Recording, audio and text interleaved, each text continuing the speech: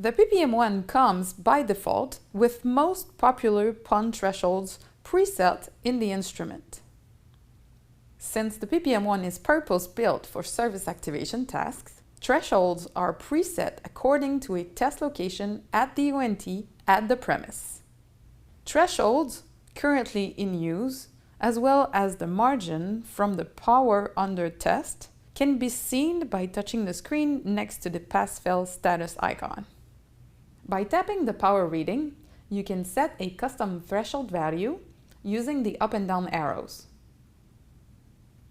From the Settings menu, you can adjust PON thresholds according to specific conditions.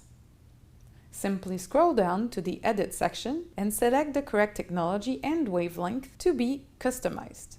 You can activate or deactivate specific threshold values. At any point in time, preset values can be restored to factory default settings.